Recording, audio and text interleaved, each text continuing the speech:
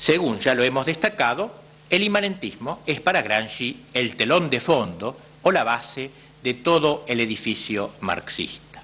Cuando Gramsci se refiere a la filosofía de la inmanencia, sabe bien que dicha filosofía es el producto de un largo proceso en la historia de la filosofía que se inaugura de algún modo en Descartes, en el cogito cartesiano, donde por primera vez se exalta el primado del conocer sobre el ser extramental, que se continúa en Kant y Hegel, los cuales tienden, bajo distintas fórmulas, a una identificación entre la realidad y la conciencia humana de la realidad.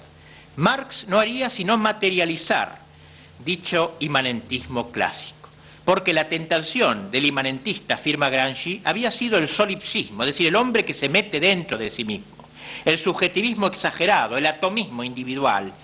No resulta casual que el liberalismo político haya también nacido de este núcleo filosófico inmanentista, aunque bajo la figura del empirismo. Dentro de la corriente idealista, dice Gramsci, que fue Hegel quien trató de enmendar ese individualismo y subjetivismo estrechos, haciendo de toda la realidad la historia de las vicisitudes del espíritu.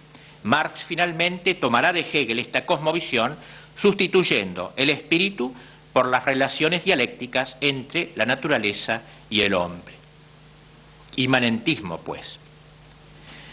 Tiene a este respecto un texto verdaderamente incisivo que no puedo dejar de citar, y con esto concluyo. El marxismo es, dice, historicismo absoluto, la mundanización y terrestridad absoluta del pensamiento, un humanismo absoluto en la historia. Este es el texto de Gramsci. La insistencia en el calificativo absoluto no es fortuita, sino plenamente pretendida. Al calificar así a cada uno de esos tres sustantivos, como están viendo en el esquema, historicismo, mundanización y abajo humanismo, lo que intenta es señalar el completo y definitivo rechazo de toda trascendencia. Historicismo absoluto significa que no se puede admitir nada eterno, nada extrahistórico, nada suprahistórico. Historicismo absoluto, pues todo dentro de la historia. Gramsci absolutiza la historia, considerando que la afirmación de una realidad trascendente a la historia revela un pensamiento ingenuo, primitivo, acrítico.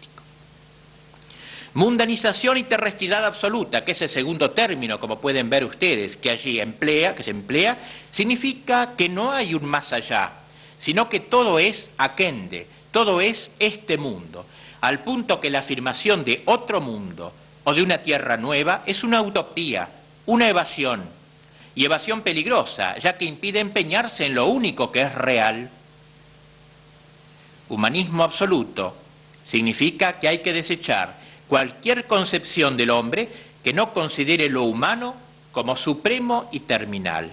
Por tanto, repito, historicismo absoluto, mundanización y terrestridad absoluta, humanismo absoluto de la historia. La fórmula tan vigorosa de Gramsci podría reducirse o resumirse en un inmanentismo absoluto, con lo cual volvemos al tema de siempre, es decir, a su total y consciente rechazo de la trascendencia. Como puede observarse entonces, estos tres términos tan claves para entender el pensamiento de Gramsci, historicismo, humanismo e inmanentismo absolutos, son reductibles a una clara posición antitrascendente. Al definirse por la inmanencia, Gramsci piensa que ha evitado el peligro esterilizante de todo materialismo infantil y vulgar. Para él, la visión trascendente significaba la esclavitud y la filosofía inmanente, la liberación.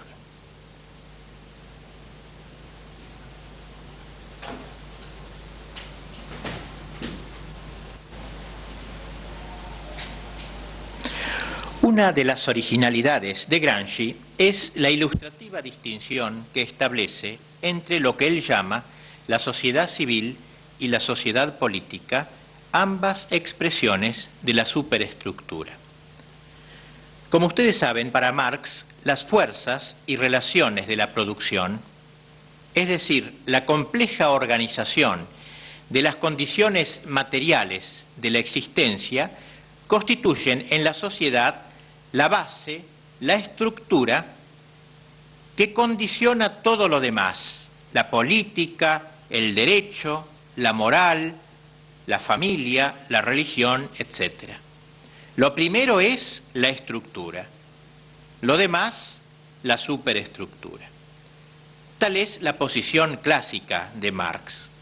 Así, en el 18 Brumario de Luis Bonaparte escribe sobre las diversas formas de propiedad, sobre las condiciones sociales de existencia, se levanta toda una superestructura de sentimientos, ilusiones, formas de pensamiento y concepciones filosóficas particulares. La clase entera crea y plasma estos elementos sobre la base de las condiciones materiales y de las relaciones sociales correspondientes. Es decir, hay una estructura básica, relaciones económicas que van creando tal religión, tal moral, tal Estado, tal sociedad, tal tipo de familia.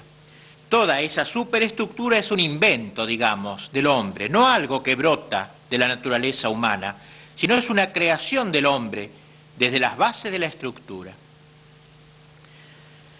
Para afirmar esto, Marx se basa en una intuición primaria que se expresa en el viejo refrán latino primum vivere deinde philosophare. Primero vivir y después recién puedo filosofar.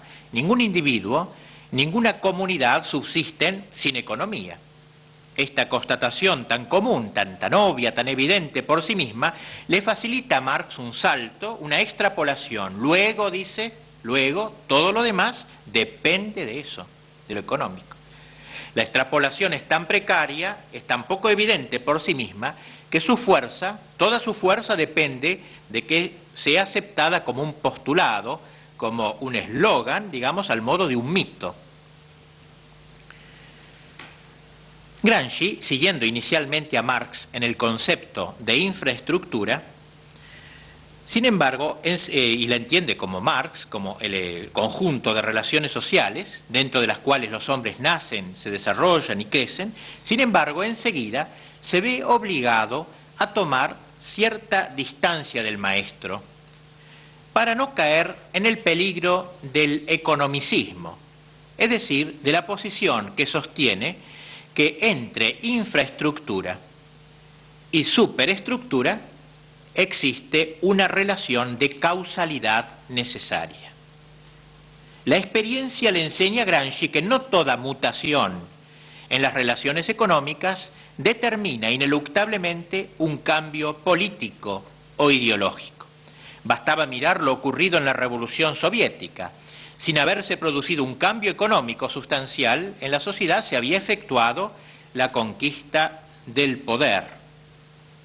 Y así él, que era un atento observador de la historia, negó la relación causal entre base y superestructura, concediendo a esta última una importancia original, digamos, una importancia capital.